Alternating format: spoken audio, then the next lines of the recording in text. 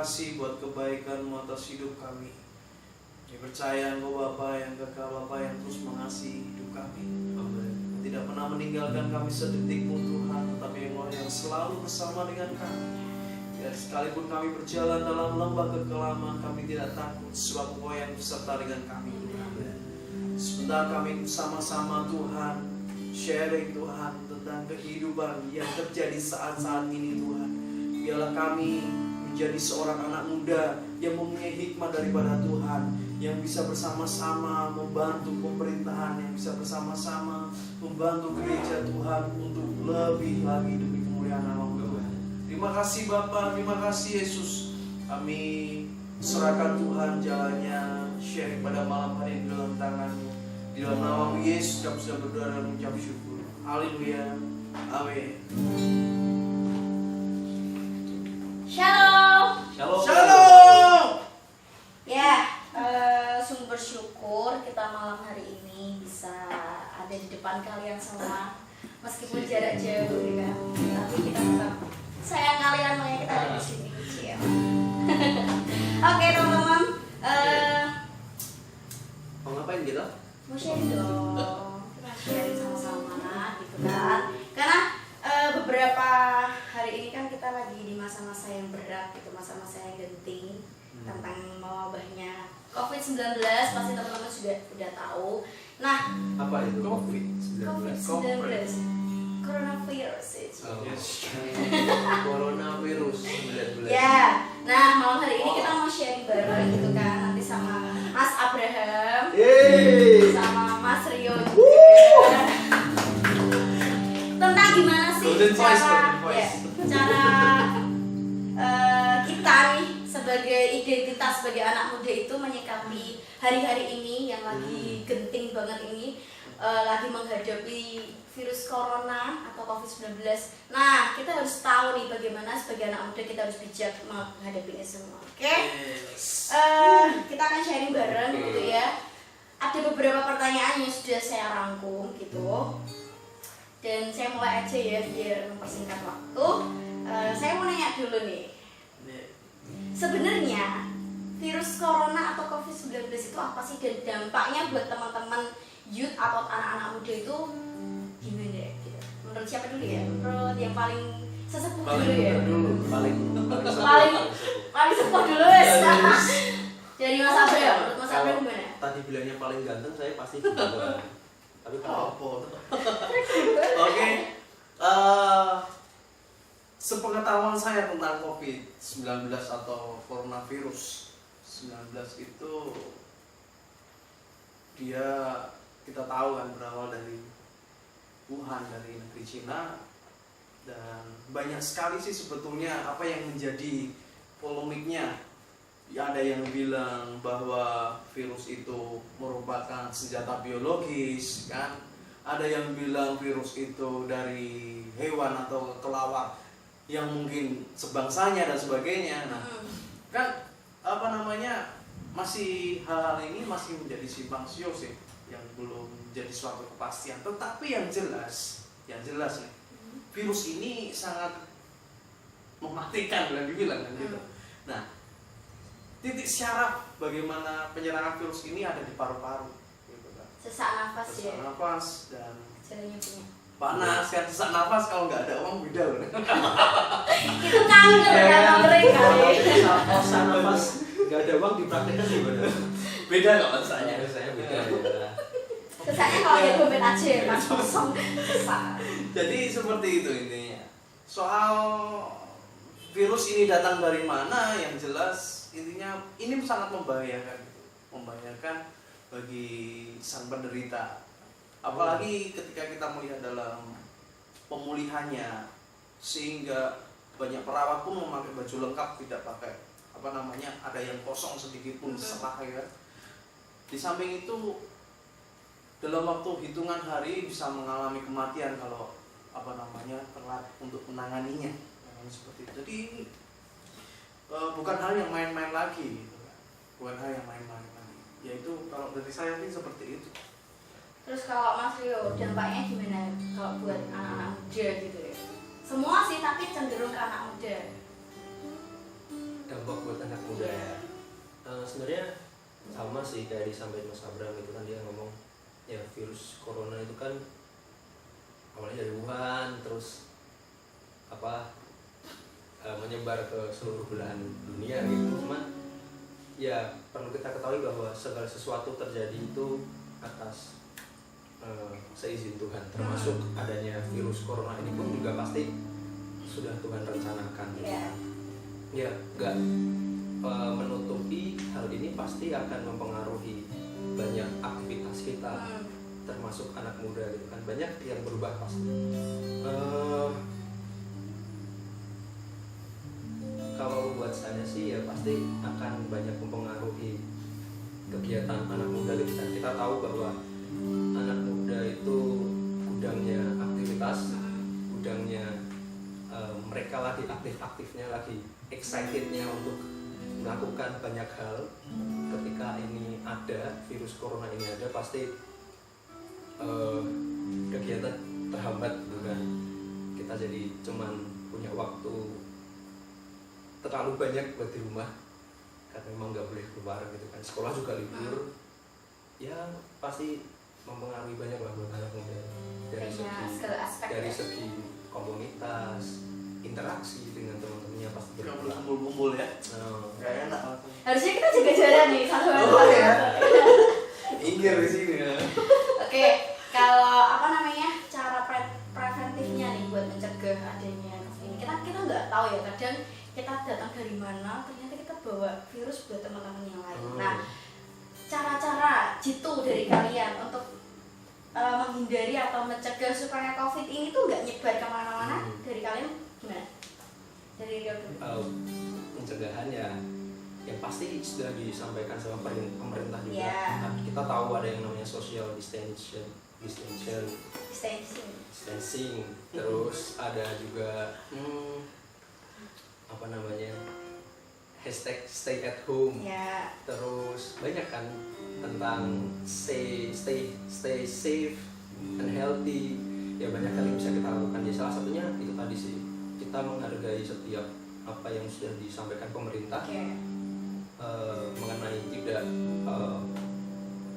mengadakan satu kerumunan banyak gitu kan kita lakukan, karena memang penyebarannya sendiri menurut saya pernah baca satu artikel gitu, coronavirus ini bukan virus yang mematikan sebenarnya. Maksud saya adalah kalau dibandingkan dengan kerabatnya seperti SARS or MERS, itu justru lebih mungkin ya, saya nggak tahu sih gimana cara medis menggambarkan, tapi mungkin itu justru lebih berbahaya daripada coronavirus COVID-19 ini. Tetapi yang membedakan adalah COVID-19 ini jauh lebih cepat penyebarannya. Makanya WHO menetapkan COVID-19 ini sebagai virus bukan epidemik lagi, tetapi sudah naik statusnya ke pandemik gitu kan. Jadi memang yang berbahaya bukan gejalanya, tetapi yang berbahaya adalah penyebaran yang tidak terkontrol, karena saking mudahnya menyebar lewat sentuhan tangan.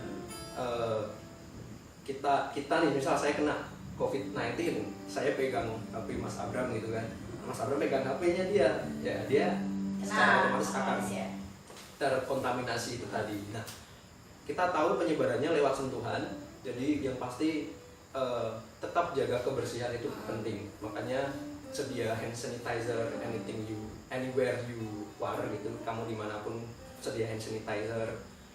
Sebelum makan cuci tangan, habis dari luar pun kalau bisa ya harus bisa cuci tangan ketika masuk ke rumah lagi atau beraktivitas.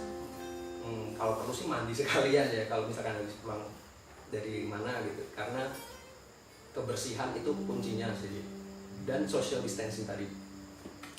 Itu kalau dilihat apa namanya, COVID ini banyak mengajarkan kita banyak hal ya tentang kebersihan ya. Pasti. Kita yang banyak jorok, pulang Otomatis kerja, itu. pulang sekolah, tidur langsung. Ya biasanya makan pecel lele langsung pakai jari itu harus cuci tangan dulu gitu.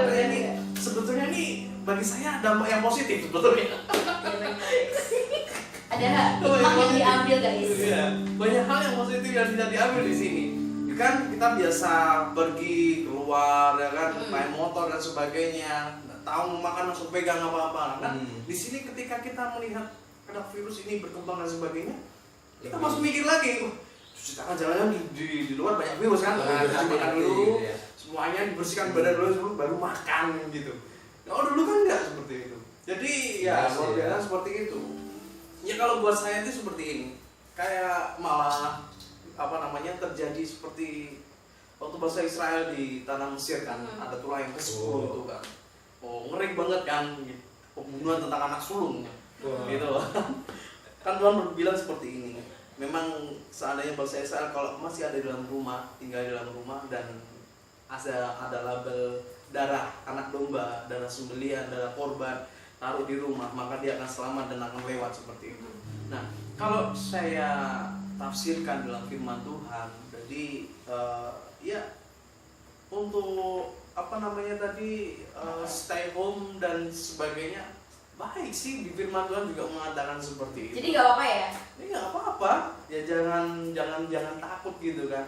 Intinya ya stay home, tapi kita juga nggak apatis di dalam berita, di dalam ibadah dan sebagainya gitu kan. Terus kita kesempatan waktu di rumah bukan hanya enak-enakan di rumah, tidur makan, nah pulang-pulang keluar gemuk kan. Itu kayaknya banget gitu. Tapi ini sih emang kalau kita lebih banyak di rumah tuh nggak diungkiri hal itu pasti Akan terjadi. sih. Oke. Cuman ya gimana bijaksananya kita buat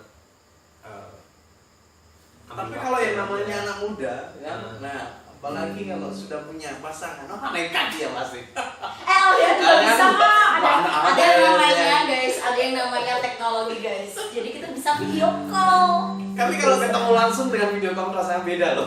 Iya memang sih. Tapi nggak apa-apa. Ya, tapi tetap harus jaga jarak loh ya dengan pacar lo ya. Siap kok itu. Jangan asal-asal Oke. tuh. Kalau tadi pemerintah kan kasih beberapa step-step gitu kan supaya kita bisa menjaga diri. Salah satunya ada 3 sih, belajar di rumah, bekerja di rumah, dan ibadah juga di rumah gitu. Nah pertanyaannya adalah ketika pemerintah sudah ngasih antisipasi nih harus begini, tapi ada beberapa orang ya namanya anak muda ya, pasti kan dia pengen main gitu kan, bosen di rumah apalagi 14 hari gitu ya, 1 hari aja kadang kayak, kecuali anak-anak introvert pasti akan dia di rumah itu adalah surga gitu. Tapi kalau buat teman-teman yang ekstrovert belum tentu akan tahan dengan ini semua gitu. Jadi pasti akan ada beberapa kelompok yang dia tetap nyelenap buat keluar dan kongko bareng di jalan atau di mana aja gitu. Menurut kalian nih, melihatnya itu seperti apa? Pasti kan udah dikasih tahu sama orang tua jangan, tapi kan pasti ada lah beberapa anak yang masih bandel gitu. Menurut kalian gimana nih, Mas Abram deh? Ya, kalau saya tuh seperti ini. Kalau memang itu sudah ditetapkan dan sudah tahu gambarannya, setiap anak muda memang nggak gampang terkena virus ini. Tetapi virus ini bisa menempel, gitu kan? Gambarnya seperti itu. Kemarin mas waktu pemeriksaan di Korea, 20 orang anak muda itu sudah terinfeksi virus, tetapi tidak ada gejala sama sekali. Nah itu yang baik ya. Nah, makanya itu kan kalau kita pikir nggak apa-apa, saya masih anak muda dan sebagainya. Jangan pikir nggak apa-apa. Tapi ketika lo pulang, bahwa virus ini nempel kan, nggak sadar nih, nggak sadar soalnya nggak kelihatan virus itu. Nah, seharusnya apa yang sudah ditetapkan oleh pemerintah itu sudah bijaksana loh. Sudah bijaksana, mereka sudah mengajarkan bahwa virus itu nggak kelihatan. Memang ini untuk anak muda, kalau imunnya baik dia nggak akan keserang gitu kan. Tapi nempel di sini dan di badan kita, di tangan kita dan sebagainya. Ketika kita masuk rumah dan kita belum bisa bersih-bersih, entah itu ada virus corona, otomatis virus itu sudah mendebar di dalam rumah. Gambarnya seperti itu. Jadi alangkah baiknya ikutilah langkah pemerintah untuk tidak kumpul-kumpul seperti itu. Nah, terus yang kedua, jaga jarak. Kalau memang kita mau keluar seperti itu, 1 meter, nggak tahu ya, ini asumsinya 1 meter, mungkin kan terbangnya virus cuma setengah meter kan. Ini adalah 2 meter. Terbangnya virus cuma setengah meter. Mungkin pikirannya seperti itu, saya juga nggak tahu ilmiahnya bagaimana. Mungkin seperti itu. Ya itu gambaran dari saya seperti itu. Ikuti aja ya, yang terbaik. Saya juga sependapat sih sama Mas Abram. Yang pasti otoritas kita, pemerintah itu kan membuat satu kebijakan, itu kan juga tujuannya buat kita ya. Jadi anything, saya rasa kita juga harus tunduk otoritas sih, karena ya mereka yang lebih paham tentang virus ini, mereka yang lebih tahu bagaimana dampaknya, bagaimana penyebarannya. Jadi ya nurut aja gitu ya. Bener kata Mas Abraham tadi, kita anak muda mungkin mikirnya aku kena aja nggak apa-apa, masih sehat gitu kan. Sebenarnya yang dikhawatirkan adalah bukan masalah anak muda ini kena virus itu. Ya oke, kamu sehat, kamu bisa ngatasin, imunitas kamu itu bisa ngatasin virus ini. Tapi bagaimana ketika kamu keluar, kamu kumpul sama teman kamu kena, kamu bawa pulang, dan secara nggak sengaja itu menular ke orang tua kalian gitu kan. Yang mungkin secara imunitas nggak se-fit kita, sebenarnya masalahnya bukan di kita gitu loh, tapi masalahnya adalah kita yang menularkan itu gitu kan. Jadi social distancing itu sangat perlu dilakukan sebenarnya, karena ya kalau setahu saya COVID-19 ini bukan menyebar melalui udara ya, setahu saya sih, cuman tapi melalui media. Jadi ketika kita ngomong sama orang gitu, mungkin air liurnya keluar, mohon maaf, maksudnya istilahnya ya, masih Sensor aja deh. ya, kayak gitulah ya. Jadi ketika dia batuk atau gimana, pasti kan materi air yang di dalam mulut itu kan keluar kan. Nah, itulah yang akan menyebar. Makanya jarak 2 meter itu untuk mencegah hal-hal itu gitu. Bukan karena virusnya terbang, virusnya nggak bisa terbang gitu guys. Jadi karena media itu tadi. Jadi 2 meter itu menjaga jarak, lompatan air liur ke tempat kamu gitu loh. Apalagi kalau makan kan ngomong ketawa kan. Iya. Apalagi yang berlimpah air liur ya. Bagi-bagi ke temannya aja ya. Piu. Iya. Melalui sentuhan air liur, melalui media itu pasti. Jadi keep safe, keep clean your hands, your body, anything. Ya, terus kan pemerintah kan juga dari WHO juga itu kan kasih tahu bahwa kita harus antisipasinya juga pakai masker, terus pakai hand sanitizer, terus cuci tangan, itu yang penting banget. Nah, tapi kalau lihat beberapa hari ini tuh mulai langka banget, masker kan mulai langka, terus ini hand sanitizer juga makin mahal, carinya susah, antiseptik juga mahal banget, dicari di mana-mana juga susah. Nah, menurut kalian kalau dari penggunaannya sendiri nih, kita kan sebagai orang, iya gimana ya Kak, kalau misal kita kerja perlu nggak sih kita harus pakai masker tiap hari atau bawa handiclan tiap hari, atau ya gimana ya maksudnya? Ya, paham. Supaya kita tuh juga bukan berarti terus kita ya menghindari tapi kita perlu bijak juga gitu loh buat ini, jangan sampai tiap hari pakai terus membuang-buang masker yang sedang dibutuhkan, sedangkan di mana di rumah sakit kan sudah butuhkan. Ya oke, lanjut ke pertanyaan selanjutnya, udah dijawab. Oh iya, aku mau menjelaskan ya. Kalau buat saya sih ya, benar sih kata Elia gitu kan, bijaksana dalam menggunakan produk hygienity tadi gitu kan, hand sanitizer, masker. Saya pernah lihat satu video gitu kan, dia orang biasa direkam gitu, dia tuh pakai APD, tau APD? APD itu yang full body cover gitu loh. Jadi ya memang dia difungsikan untuk tenaga medis yang merawat pasien, tapi dia pakai ke pasar gitu. Maksudnya apa? Sholat itu. Saya juga nggak tahu sih maksudnya apa, cuman kan lebih alay gitu ya. jadi mengenai tadi produk-produk yang digunakan lebih bijak aja sih guys. Jadi kalau memang perlu pakai masker, pakailah masker. Perlu hand sanitizer, bawalah hand sanitizer secukupnya. Dan kalau sekarang hand sanitizer itu langka, banyak sekali video tutorial bagaimana buat hand sanitizer gitu kan. Ya buatlah itu gitu loh. Jadi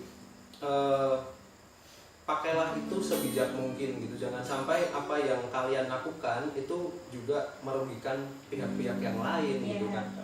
Kalau setahu saya, ini dari WHO sih, nggak tahu benar apa enggak, cuman saya pernah baca artikel, masker itu sebenarnya diperuntukkan buat mereka yang sakit.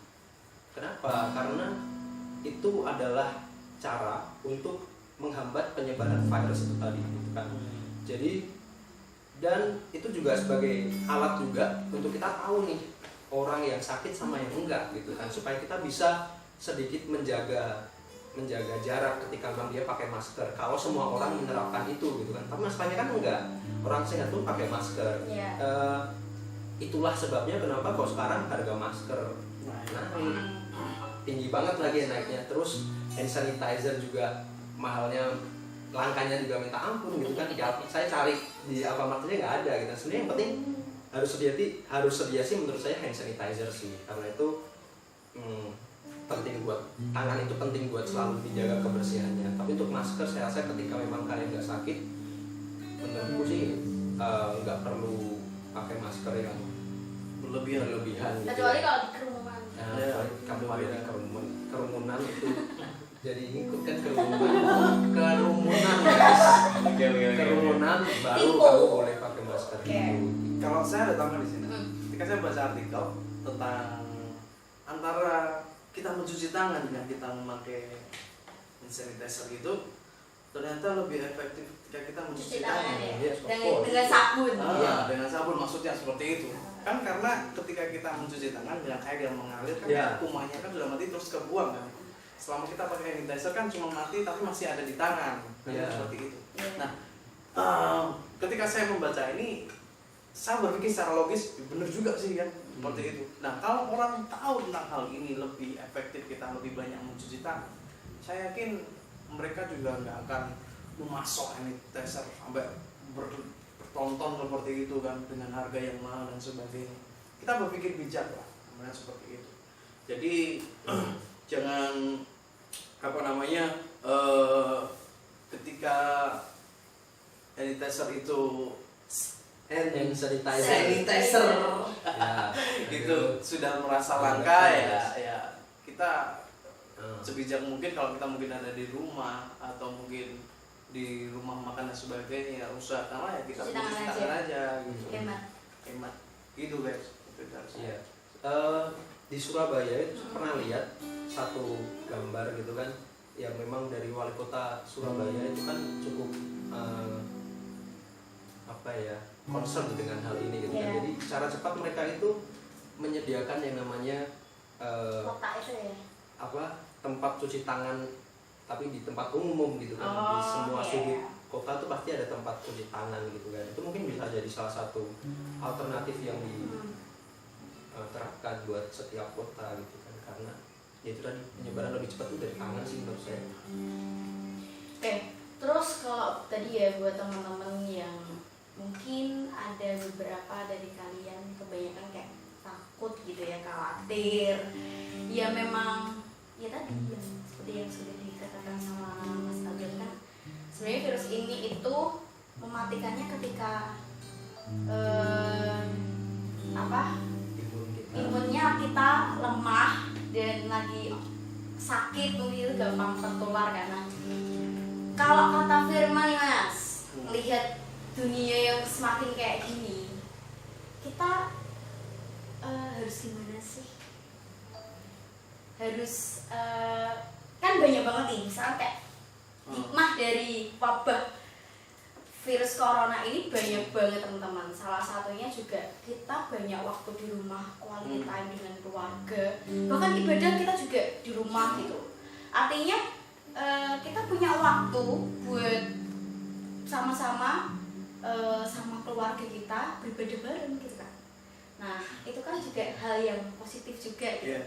Nah terus kalau di saat-saat ini kita lagi ngalamin ini, kadang saya pun nggak saya mungkiri, saya kadang kayak masih takut, kerja masih ke tempat biasa, jadi nggak kerja di rumah gitu. Jadi kayak kadang takut ketemu nasabah, ketemu banyak orang tuh, ini bawa virus kayaknya. Tapi gimana sih supaya kita punya iman yang kuat dalam Tuhan? Yang pertama kan di dalam Alkitab sendiri mengatakan kata jangan takut itu sampai 365 kali. Itu bayangin aja, berarti kalau dihitung satu hari, kita kalau dalam waktu setahun itu berapa? 365 365 hari. hari. Nah, berarti satu hari ayat itu mengatakan buat setiap kita jangan takut gitu kan. Nah, jangan takutnya itu seperti apa? Bagaimana kita bisa menghadapi kata jangan takut ini dengan bijaksana, bukan dengan iman yang konyol loh ya. bukan dengan iman Iman yang konyol konyol. itu Iman gimana? konyol itu seperti ini. Ya seperti tadi yang saya sudah jelaskan, ketika imun kita kuat ya kita mau jalan-jalan kemana, mau piknik lah, kita terbang Renang kemana, renang lah. Kan saya punya iman, saya punya Tuhan yang menopang saya. Itu mencobai Tuhan namanya, men. Itu namanya iman yang konyol, gitu kan? Bedanya di situ. Nah, iman yang bijaksana seperti ini. Seperti di dalam Filipi pasal 4 ayat yang ke-8 mengatakan bahwa jadi akhirnya saudara-saudara, semua yang benar, semua yang mulia, semua yang adil, semua yang suci, semua yang manis, semua yang sedap didengar, semua yang disebut kebajikan dan patut dipuji, pikirkanlah semuanya itu. Nah ini guys, ini perlu kita ketahui. Jadi segala sesuatu yang kita dengar, kita mau mendengar dengan bijaksana dan melakukan dengan bijaksana. Jadi bukan hanya sakar BDW. Ketika kita melakukan hal ini, kita benar nggak? Ya kan? Ketika kita melakukan hal ini disebut kebajikan enggak sebetulnya? Nah, pikirkanlah itu semuanya itu. Makanya Filipi 4 ayat 8 ini menegaskan buat setiap kita. Apalagi kalau ada orang juga merasa ketakutan yang benar-benar takut untuk keluar dan sebagainya. Takut, mau takut keluar, ada virus nanti dan sebagainya. Takut banget, rumahnya ditutupi, takut semua. Nah, ini firman Tuhan ini juga mengatakan buat setiap kita, semua yang manis, semua yang benar, dengarkanlah semuanya itu. Jangan lihat virusnya yang besar, tapi lihat Tuhannya yang besar. Gitu kan. Jadi ketika ada berita-berita masuk di sosmed, ya kita ikuti aja perkembangannya. Tetapi jangan sampai kita punya rasa takut, gitu kan. Tapi ya kita masih ada dalam penyertaan Tuhan. Nah, gitu dari saya. Jangan Gitu, takut, guys. Jangan takut. Don't be afraid. Weh. Don't be afraid. Ya. Walaupun jomblo ini kesukaan anak-anak jomblo. Jangan ini doanya orang jomblo. Ada jarak. Iya, benar banget. Kita melihat di sekarang itu seolah-olah virus itu adalah sesuatu yang sangat bahaya, gitu. Sesuatu yang sangat besar yang kita aja mungkin ya nggak mampu gitu. Tapi percayalah, faktanya memang virus itu memang mematikan. Tapi kebenarannya Tuhan itu nggak akan tinggal diem kok. Kalau misalkan melihat kita yang kayak gini, terus andalkan Tuhan, terus semangat, jadi bijaksana gitu kan. Tetap jangan lupa di rumah banyak waktu di rumah itu kita harus baca firman guys. Jadi jangan malah lengah-lengah terus, tapi pergunakan waktu dengan baik juga, gitu ya. Yes. Lagi? Oke. Ya. Jangan lupa besok hari Minggu tetap akan ada ibadahnya tapi online. Nanti kan di Radio Karmel dan di YouTube gitu. Dan untuk pengumuman minggu depan kita akan info nanti via grup gitu ya. Jadi pastikan teman-teman juga update di sosial media juga tuh supaya nggak ketinggalan info gitu ya. Oke. Itu aja kita akhiri sharing kita hari ini. Semoga memberkati teman-teman semuanya. Kita ketemu kapan-kapan kalau sudah Ya secepatnya. secepatnya ya pasti ya. Kita berdoa secepatnya, jangan lama-lama kayak gitu. Ya. God bless you. Dah. Dah.